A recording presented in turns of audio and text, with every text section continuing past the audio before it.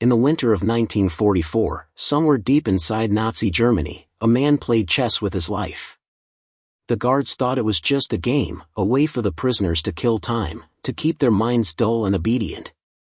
But for Lieutenant William Carter, every move on that worn-out board was a step toward freedom. The strange part? He never lost. Weeks after the war ended, Allied soldiers stormed Stalag 4B, one of Germany's most feared prisoner-of-war camps.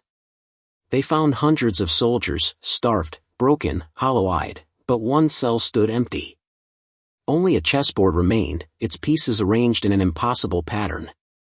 And beneath the board, hidden in its wooden base, a folded map, marked with a trail that led straight out of the camp.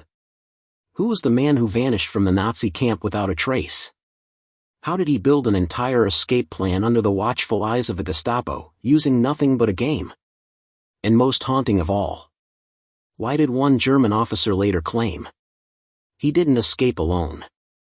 This is the story of the American POW who escaped a Nazi camp using a chessboard. Snow fell like ash across the skeletal trees of Saxony. The year was 1944, and the air around Stalag 4B carried the metallic scent of rusted wire and despair. Beyond the guard towers, the war had reached its fever pitch, Allied forces advancing, German lines collapsing, but inside the camp, time stood still. Men woke, worked, and waited. They were ghosts in uniforms, surviving on memory and hope.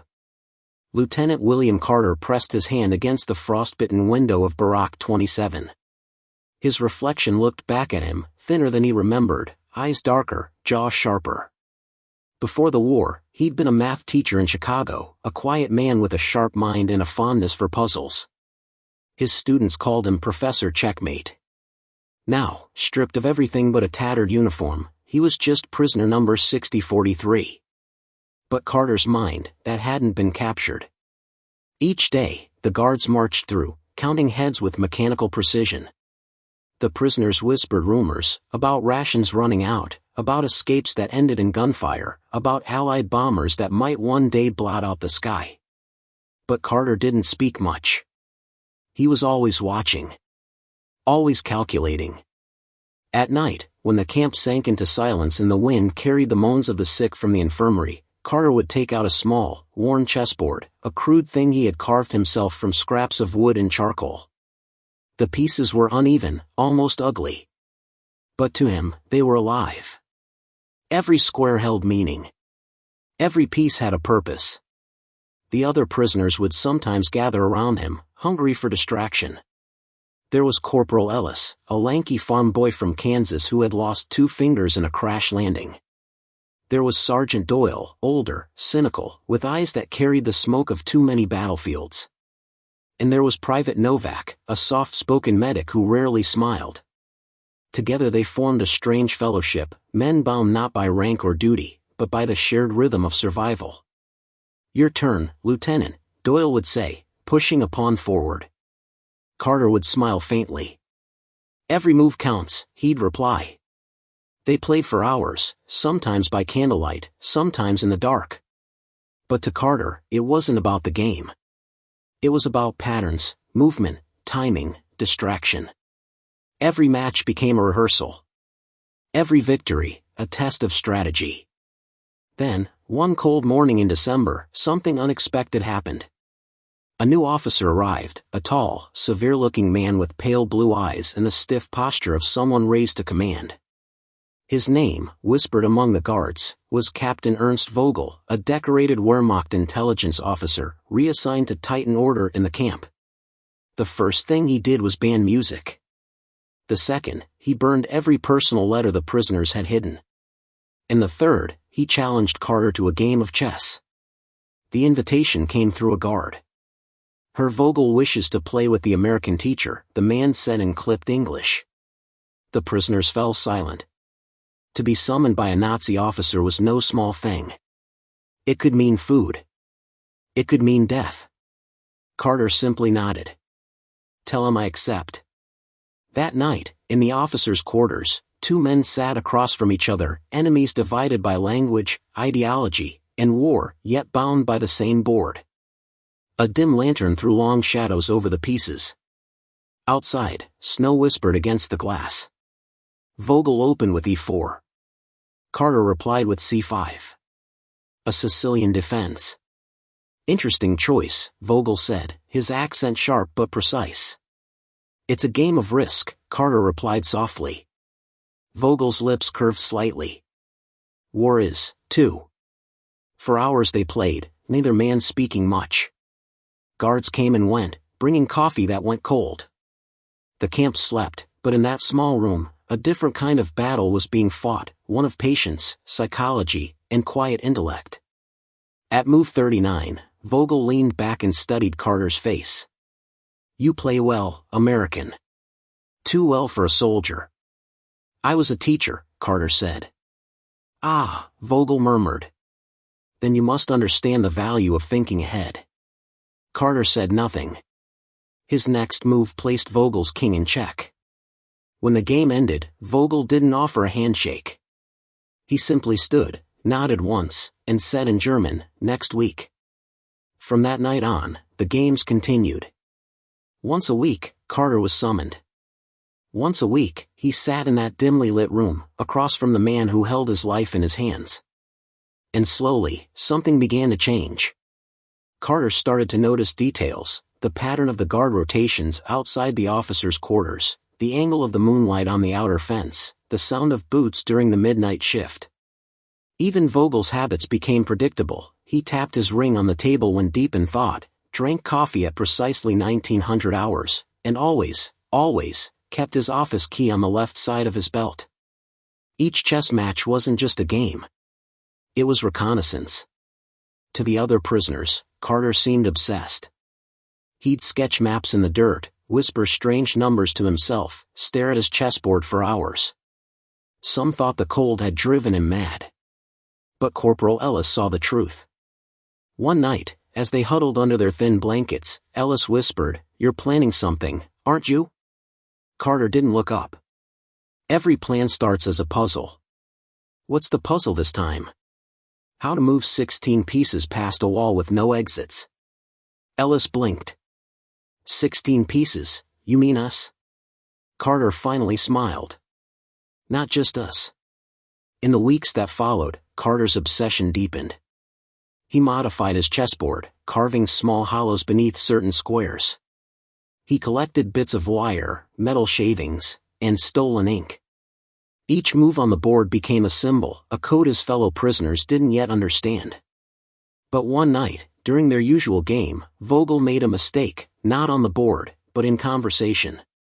He mentioned something about the railway schedule, supply trains coming only twice a month now. Carter froze. 2 trains. 2 opportunities. 2 windows for escape.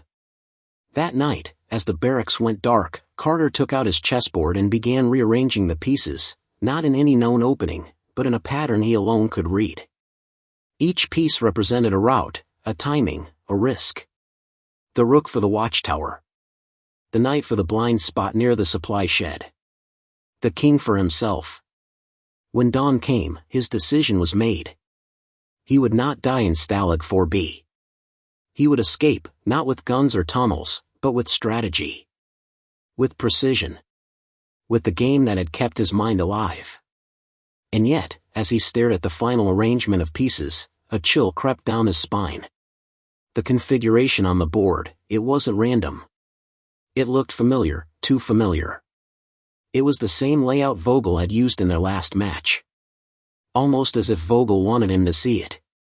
The first light of January crept across the camp like a reluctant whisper.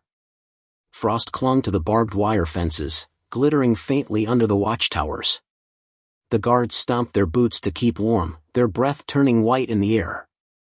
The prisoners stirred slowly, some heading toward roll call, others pretending to sleep just a little longer, clinging to whatever dream could still defy the cold reality of war. But Lieutenant William Carter was already awake. He had been up for hours, tracing invisible lines in the air, as if his fingers could sketch a path through the impossible. His mind had stopped being a prisoner months ago, his body was just waiting for it to catch up. The chessboard lay before him on his cot, wrapped in an old blanket to muffle the sound of movement. Every hollow he had carved beneath the squares was now filled, one with a bent spoon filed sharp enough to cut twine, another with a sliver of a map drawn on thin rice paper. Beneath the queen, he had hidden a small magnetic compass stolen from a German medic's pocket. The board, which once represented the battlefield of imagination, had become a weapon of survival. Still, something haunted him, that last game with Captain Ernst Vogel. The pattern of the pieces, identical to the escape map he'd drawn. It couldn't be coincidence. Vogel was intelligent, methodical, the kind of man who didn't make careless mistakes.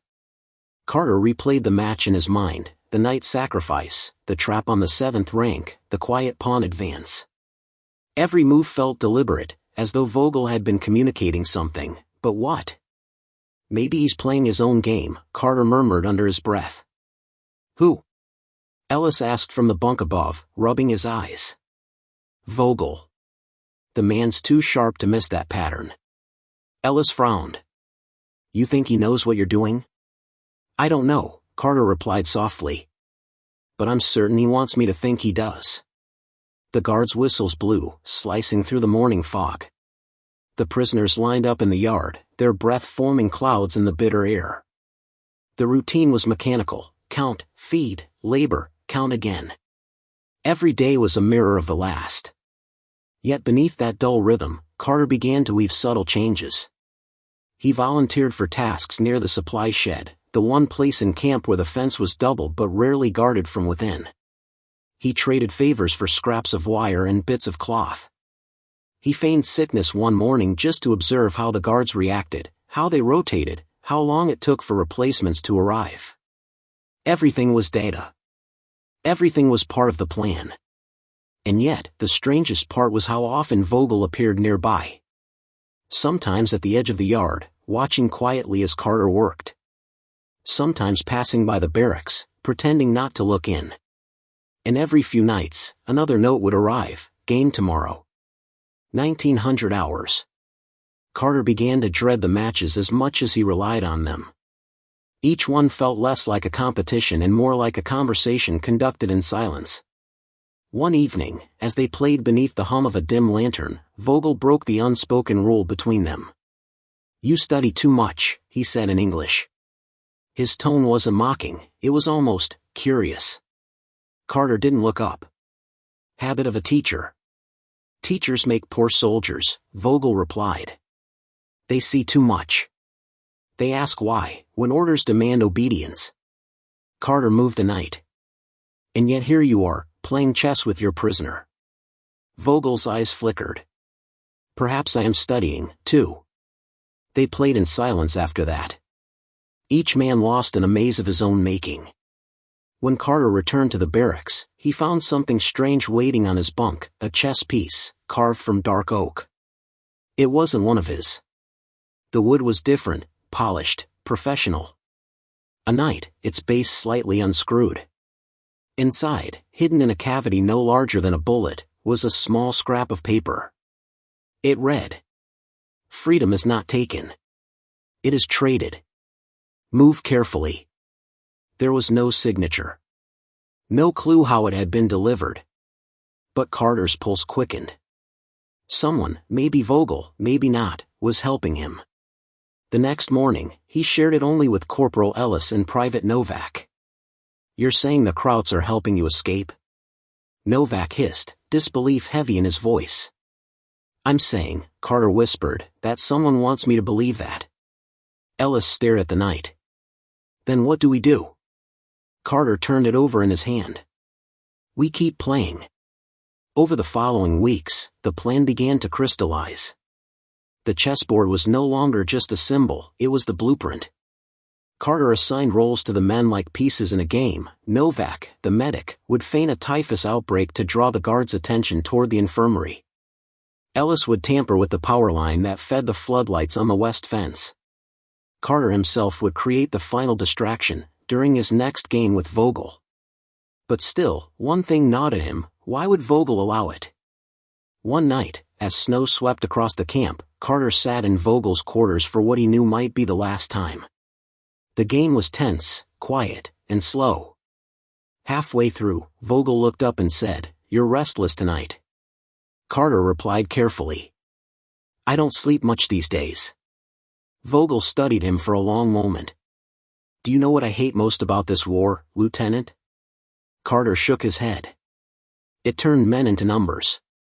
Soldiers into shadows. Even chess, once a game of honor, has become about survival." He sighed, moving a bishop. "When the board is all that's left, you begin to wonder which side you're really on." Carter frowned. "Are you saying you doubt your own orders?" Vogel didn't answer. Instead, he pushed a pawn forward, slowly, deliberately. Then, under his breath, he said something almost inaudible, "Knights move in patterns the enemy never expects." Carter froze. The words hit like a code. When the match ended, Vogel rose and said softly, "Next week will be our final game." Then he walked away, leaving Carter alone with the board, and a question that refused to leave his mind. Was Vogel giving him permission, or a warning? That night, Carter couldn't sleep. He lay awake, listening to the moans of the wind against the barracks walls. The chess piece, the knight, glowed faintly in the moonlight beside him. He unscrewed it again, staring at the hidden message. Freedom is not taken. It is traded. Traded for what? For whom? By morning, he had his answer, or at least, his next move. On the night of the next chess game, February 11th, 1945, the prisoners of Barrack 27 would move. Ellis would cut the power. Novak would trigger the medical diversion. And Carter would play his final match, not to win, but to distract the only man who could stop him. As the days crawled toward that night, the air in the camp grew strange, charged, electric, like a storm waiting to break. Carter could feel Vogel's gaze on him more than once. But the German said nothing. Neither did Carter. They were both soldiers now on a silent war played on a board of 64 squares. When the final evening came, Carter felt his heartbeat sync with the ticking of the guard's pocket watch. He walked into Vogel's quarters with his usual calm, carrying the chessboard under his arm. The officer nodded without a word and gestured for him to sit. Outside, thunder rolled faintly over the horizon. As they began to play, Carter's eyes flicked once, toward the clock on the wall. 1913 hours. The timing was perfect. Every move he made on the board mirrored a step his men would be taking outside. A pawn advance, Ellis cutting the power line. A night retreat, Novak triggering the infirmary fire alarm.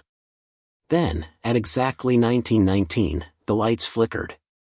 Vogel's hand froze mid-move. His eyes met Carter's across the board. For a heartbeat, neither spoke. Then the lights went out completely.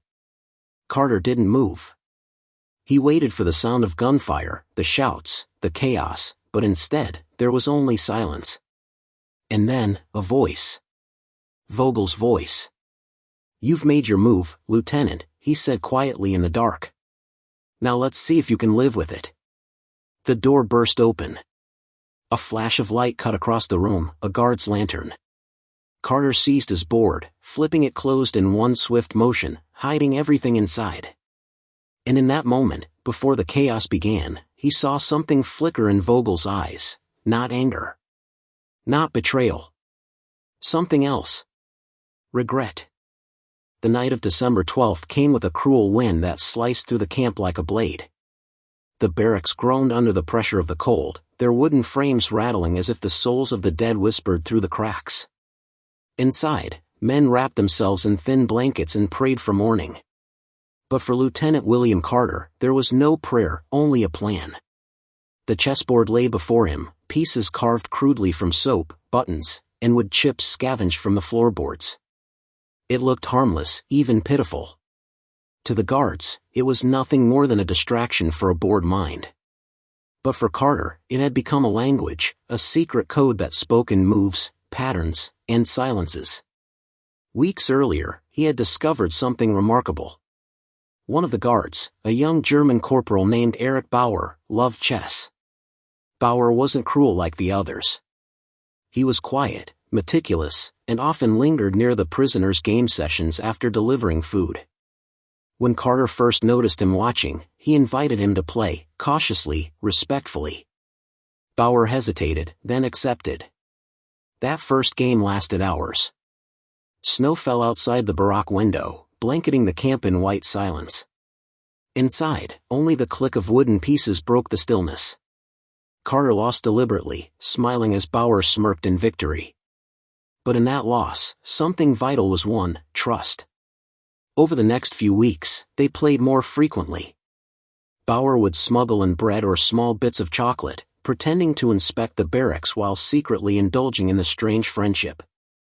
Carter, ever observant, noticed Bauer's fascination with the Allied maps that hung in the camp office, and one night, when the guard's attention flickered, he made his move.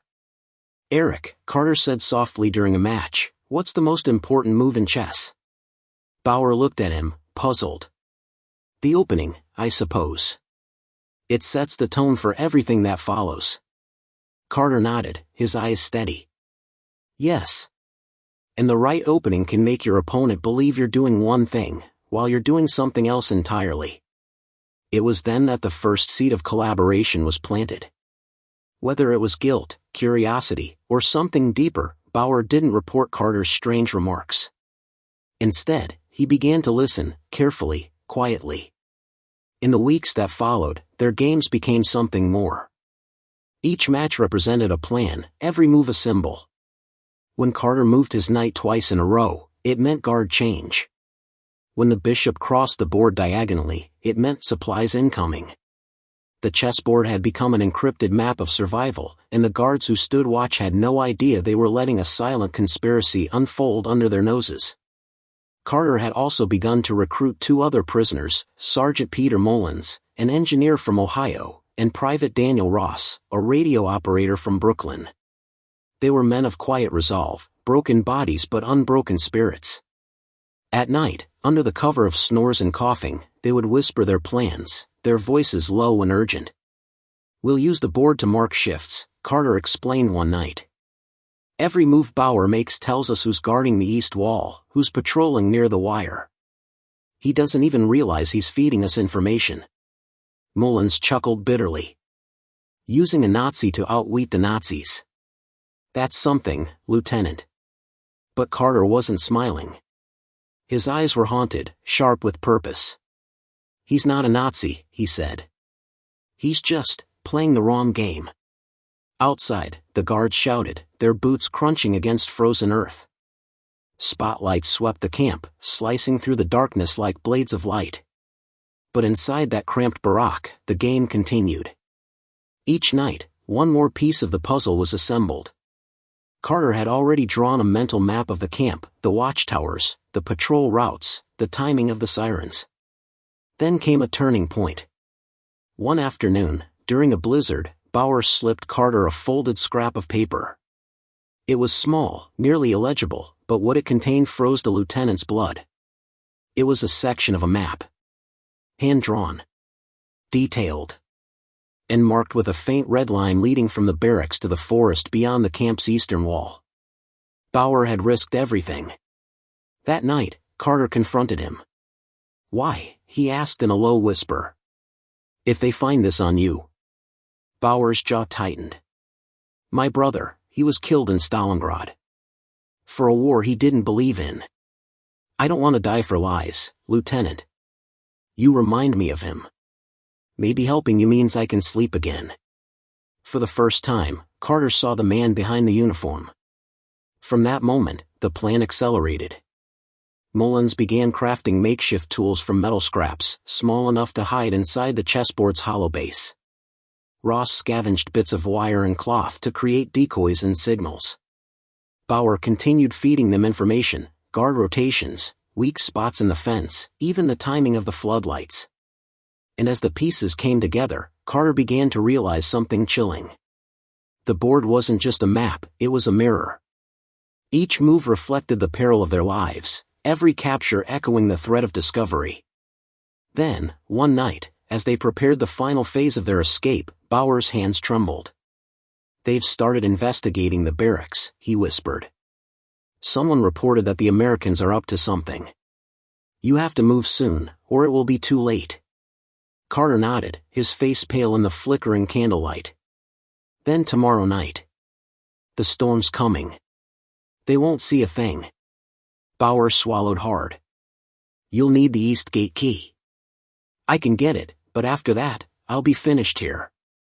There was silence. The kind that weighed on the air like sorrow. Carter stared at the chessboard, the little world that had kept them sane, the board that had hidden their hope. He reached across it and took Bauer's hand. You've done more than enough, Carter said quietly. But remember, the game's not over until the last move. That night, as snow began to fall again, covering the camp in white, the prisoners prepared for what could be their final match. Outside, the wind howled through the watchtowers. Inside, 3 men huddled around a chessboard that was no longer just a game, it was a key to freedom, carved from desperation and courage. And as Carter placed the final pawn in position, his eyes glinted with a calm intensity. He whispered to no one in particular, "Checkmate's coming." The night of the escape was unlike any other. The sky above Stalag 4B was a swirling canvas of black and silver, heavy clouds bruised with snow and wind. The entire camp was wrapped in a restless silence, the kind that came before a storm, before everything changed.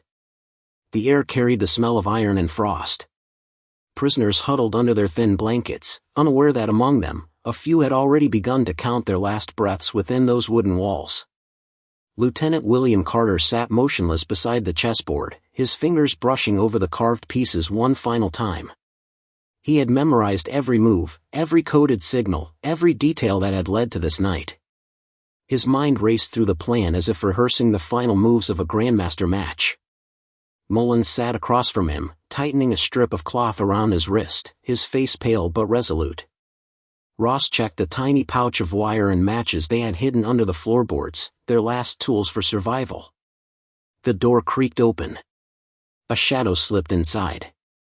It was Eric Bauer, his face ghostly in the dim light, eyes darting around like a hunted man. He carried a small bundle wrapped in brown cloth. Without a word, he set it on the table and unwrapped it, revealing a metal key and a folded map, now complete with markings of guard routes and tower lights. "It's tonight," Bauer whispered, his breath trembling. "The storm will hit in less than an hour.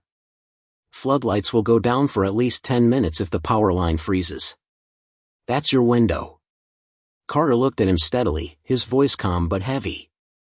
"And you? What will you tell them?" Bauer's eyes lingered on the chessboard, their secret world of moves and meaning. "That I never saw you," he said quietly. "That I fell asleep at my post. But if they find out I helped you," his words trailed off. Carter reached across the table, placing his hand over the German's. "You already made your move, Eric. Whatever happens next, it's your victory too." Outside, the wind began to howl louder, shaking the barrack walls. Snowflakes swirled past the tiny window like fragments of ash. It was time. Mullins and Ross gathered the few essentials they had, bits of bread, wire, scraps of metal.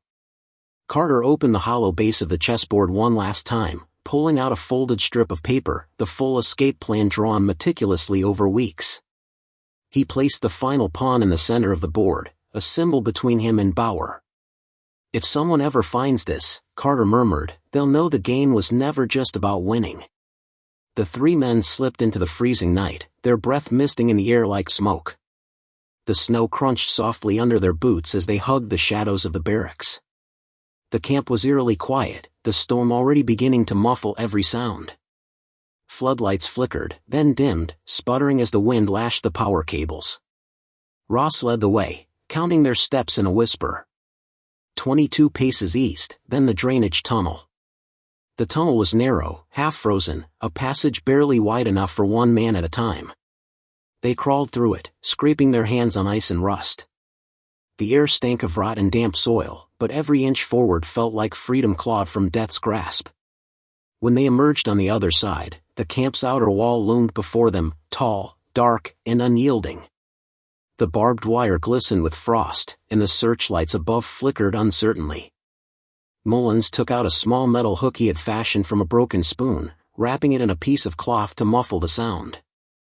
"We have about 8 minutes," he said, his voice barely audible over the howling wind. Carter nodded, scanning the towers. No movement. No sound. They threw the hook and caught the wire, pulling it taut. One by one, they climbed, hands raw, lungs burning, hearts pounding in their throats. Halfway up, Ross slipped, his boots scraping against the wood. A faint metallic clang echoed through the night.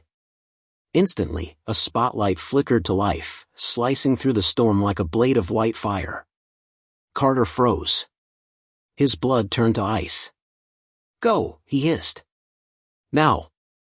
Mullins hauled Ross up and over the wall, landing hard on the other side. Carter followed, his coat tearing on the barbed wire as he dropped into the snow. Behind them, alarms began to wail, harsh, mechanical screams that shattered the silence. They ran. Through the trees, through the blizzard that seemed to swallow them whole. Bullets cracked through the night like thunder, streaks of death whizzing past their ears. Carter didn't look back. He couldn't. His breath came in ragged gasps as he clutched the map against his chest, the ink smearing with snow and sweat. Mullins stumbled, his leg bleeding from a stray shot. Carter pulled him up, shouting over the storm. Keep moving. Don't stop now. They pressed on for what felt like hours, the forest stretching endlessly around them. The storm grew fiercer, erasing their footprints, their scent, their past. It was as if the world itself wanted to hide them. By dawn, the gunfire had faded. The three men collapsed beneath a cluster of pine trees, their bodies shaking from exhaustion. The storm had saved them, or so it seemed. Carter looked around, his face pale but resolute. We made it past the wire, he said. We're free. But freedom was not so simple. In the distance, faintly through the veil of snow, a single figure stood watching, motionless, almost spectral. The silhouette of a man in a German uniform. Bauer. He hadn't run the alarm immediately. He had bought them time. But what was he doing there now? Watching? Waiting? Or saying goodbye? Carter raised his hand slowly, a silent salute across the frozen wasteland. The figure didn't move, then, slowly, it turned and walked back toward the camp, vanishing into the storm. The lieutenant lowered his arm, his eyes glistening. He made his final move, he whispered. And it was for us. The storm continued to rage around them, covering their tracks, their sins, and their story beneath a blanket of snow. But deep inside the camp, on a small wooden table, the chessboard still sat exactly as they had left it, the pawn in the center untouched. And beneath it, hidden in the hollow base, Bauer had slipped one final note. For the players who dared to dream of freedom. The game is not over until peace is found. The storm had raged through the night like an angry god, tearing at the forest and drowning the sound of footsteps, gunfire, and fear. When morning came, the sky was a pale, bruised gray, silent and heavy with the aftermath of violence. Snow blanketed everything in sight, trees, broken branches, the faint impressions of boots that led deeper into the woods. It was a world washed clean of evidence, as if the earth itself had chosen to protect those who dared to run. Lieutenant William Carter awoke to the numb ache of survival. His uniform was stiff with frost, his hands raw and bleeding, his lips cracked. Every muscle in his body screamed for rest, but his mind refused. The map, crumpled and half-frozen in his pocket, was all that mattered now. It was their only thread, their only proof that freedom still existed beyond the veil of white and silence. Mullins was in worse shape. His leg wound had turned dark, the blood congealing under layers of torn cloth. He shivered violently, his breath shallow. Ross knelt beside him, trying to keep the fire alive with twigs that barely caught flame. The three men hadn't spoken much since dawn. Words had become a luxury, wasted on hope they could not afford. Carter stared into the forest. He could almost feel the camp behind him, like a living thing breathing down his neck. The image of Bauer lingered in his mind, the guard's silhouette fading into the storm, swallowed by duty or destiny. He wondered if Bauer was still alive. If he'd been discovered. If his body now hung from the gallows of his own conscience. "Lieutenant," Ross said suddenly, breaking the silence. "We can't stay here." If the Germans send dogs, they'll find us by nightfall. Carter nodded, his jaw tight. We move north. There's a village, Altenwald, about 8 kilometers away. If we can reach it, maybe someone there can help. They moved slowly, the snow swallowing their steps, their figures blending into the forest like ghosts. Hours passed in silence. Every sound, every crack of a branch, every whisper of wind, made their hearts stop. Hunger gnawed at their stomachs, thirst burned their throats, but still, they pushed forward. By late afternoon, the forest began to thin. Through the blur of snow, they saw rooftops, small, crooked, smoke rising from chimneys. Altenwald. But something felt wrong. The village was too still. No people, no sounds of life, just the eerie moan of the wind winding through the empty streets. The windows were shuttered, the doors barred. It was as if the entire town had gone into hiding. Mullen stumbled, his strength nearly gone. I can't keep up, he rasped. Ross caught him before he fell. We're almost there, Pete. Hold on. Carter led them into a small barn on the edge of the village. Inside, the air was thick with the scent of hay and rot. They collapsed in the shadows, gasping, trembling. For a brief moment, it felt like safety, until they heard the sound. Boots. Not many, but enough. The crunch of disciplined footsteps against snow. The low bark of orders in German. Carter's blood ran cold. The search had reached them. He motioned silently for Ross to douse the fire. They pressed against the barn wall, holding their breath as the door creaked open. A sliver of light caught through the darkness, illuminating drifting motes of dust. A soldier stepped in, his rifle raised.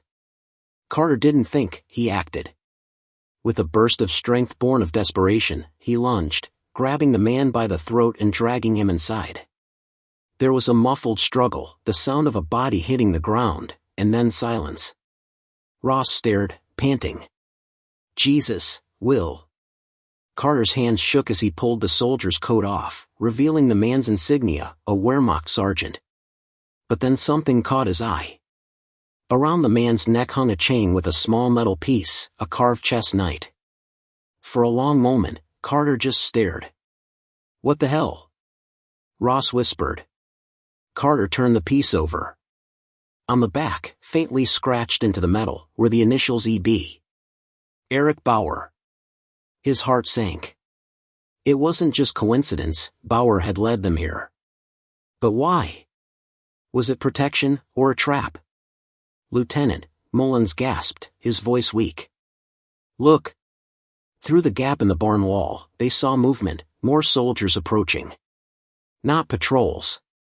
A small convoy, their uniforms muddied and torn, carrying stretchers and crates marked with the Red Cross. But these weren't ordinary troops. On their sleeves was a small insignia, the same chess knight symbol. Before Carter could react, the barn door opened again, slowly this time.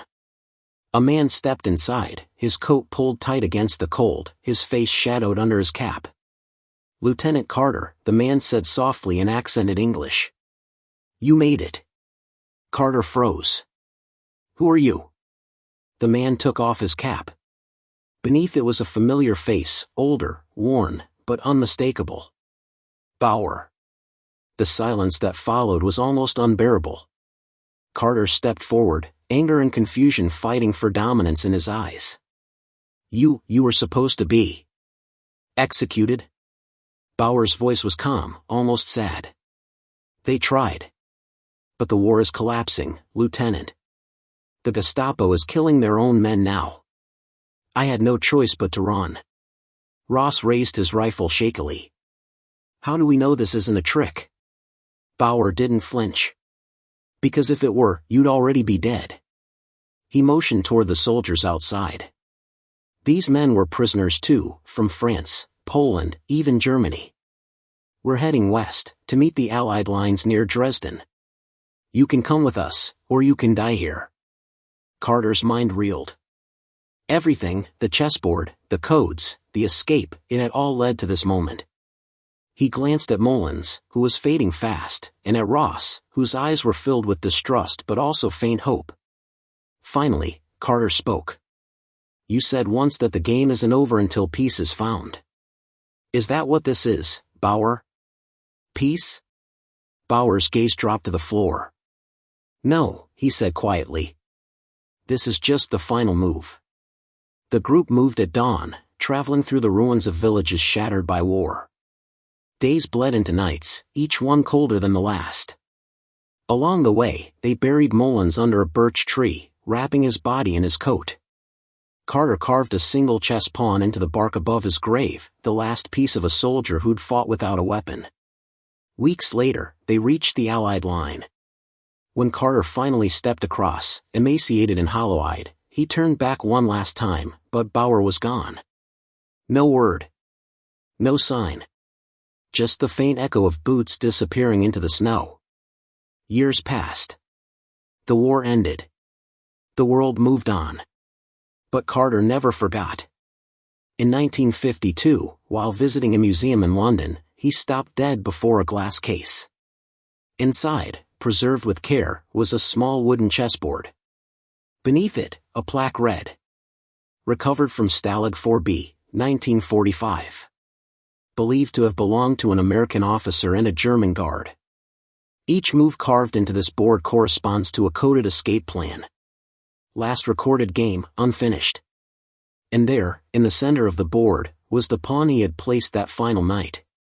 Carter's reflection wavered in the glass. He smiled faintly, his eyes wet. "Checkmate," he whispered. Then he turned and walked away, leaving behind the board, the game, and the ghost of a friendship that had defied a war.